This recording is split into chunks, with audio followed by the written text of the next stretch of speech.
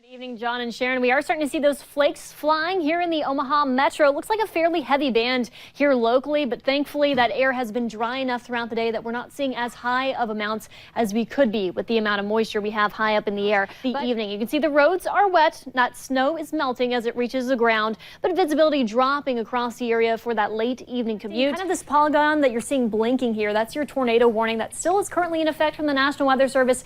But as this storm continues to track northeastward around 25 miles per hour, we're expecting this to continue because it's really not showing any signs of weakening. Heavy rainfall, probably more flash flooding concerns, frequent lightning, gusty winds, even some small hail. We do have this severe thunderstorm watch in effect. You can see for the counties in yellow. This includes eastern Nebraska, a few of our counties on the western Iowa side. This is until 10 a.m. As this cluster continues to push off to the east and southeast, we can expect some of those counties to be chipped away. And it's really been great seeing the response from the community today. Of course, we live in such a generous community, but you still do have some time until 7 p.m. to come by and drop off your non-perishables for the St. Vincent de Paul Food Pantry. Of course, it's been a very hot day, so those of us here have been loading up on the water and the sunscreen. So right now Dorian's still a Category 1 hurricane. Sustained winds 85 miles per hour. We need 96 for it to become a Category 2.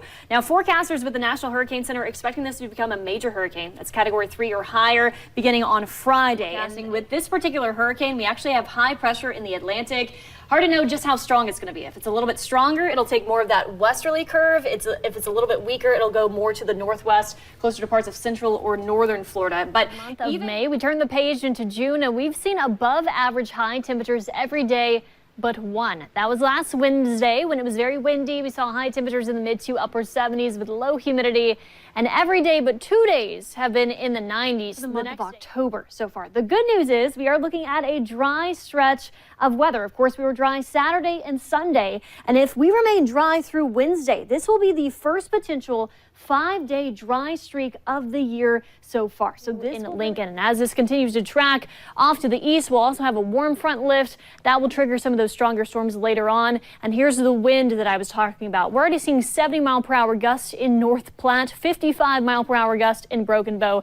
So that's just a sign of what's to come as we head into tonight for eastern Nebraska and western Iowa. So we have been on your side this week, tracking minor to moderate flooding that you can see here all along the Missouri River.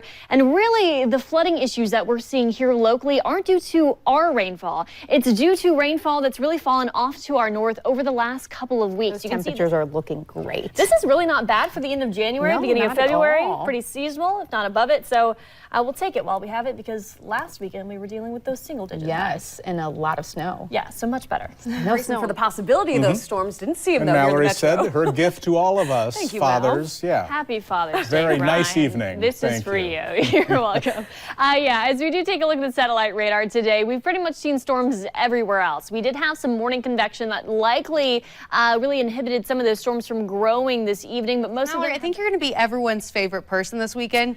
It's a good weekend. It's a nice weather weekend. Yeah, we're talking 50s, above average highs, plenty of sunshine, good for any of those last minute shoppers as we head towards Christmas. If we do take a walk this way, we can take a look at our weekend forecast. Once again, our average high for this time of year is in the low to mid 30s. And we are looking at those high temperatures to warm up into the 50s, not only today, tomorrow, but also on Monday as well. So northeast, zooming in a bit closer, you can see where that lightning and that heavier rainfall is increasing really from Papillion, La Vista, up through Midtown, Omaha, and then up to Crescent this morning. And we did just get struck, it seems like, this morning. If you can still see me, we're continuing to track these showers and storms through the morning hours. But obviously, my green screen is out at this time. So I'm going to send things back to Dave and Cerise. Really, it's one accident you can see here on the map that's causing all of the issues this morning. Taking a look at the NDOT cam, we did have fire and rescue on scene, fire EMS out of the picture, but still dealing with those 3 cars there on the left shoulder. OPD still on scene as well. So it looks to be mainly impacting the shoulder at this point,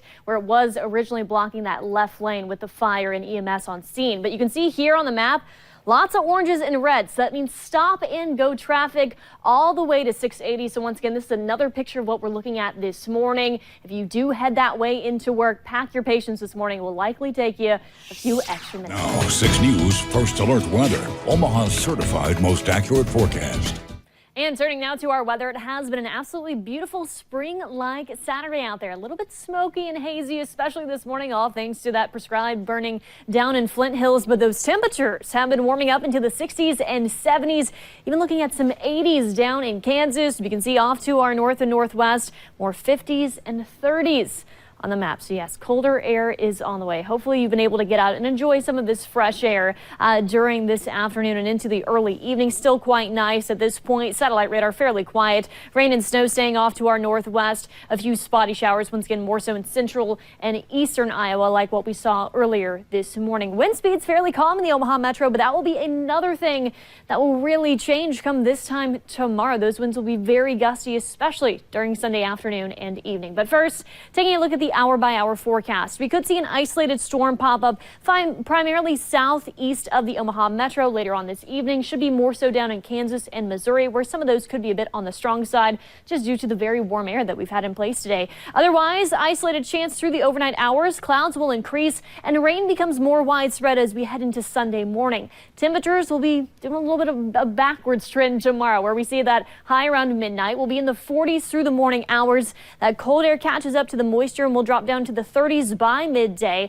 Does look like we have a longer period of seeing more of that sleet before we see all snow in the Omaha metro and for the surrounding areas as well. So we'll see rain and then a period of sleet and then finally see that transition all over to snow during the afternoon hours, but it won't stick around too long for us. Should push off to the east as we head into Sunday evening and then just very chilly and clear Sunday night into Monday morning with temperatures dropping down to the 20s. You can see where the winter weather advisories are in effect there in the purple just to the northwest of the metro, and then the winter storm warnings in effect to the northwest of there. So this lines up with our snowfall forecast. We have nudged this a bit to the north and northwest. Think it'll take a little bit longer for rain to transition to sleet and then over to snow. So with more sleet, Omaha is now included in that inch or less, and then 1 to 3 inches in the light blue, and then around the Norfolk areas, Wayne, Nebraska as well, could see 3 to 6 inches. In addition, very windy. Wind advisory in effect tomorrow. 40 to 50 mile per hour gusts in the metro, 50 to 60 mile per hour gusts off to the west. So that will likely limit some of that accumulation as well, because that snow will just be blowing around. But it will be very chilly with those temperatures dropping.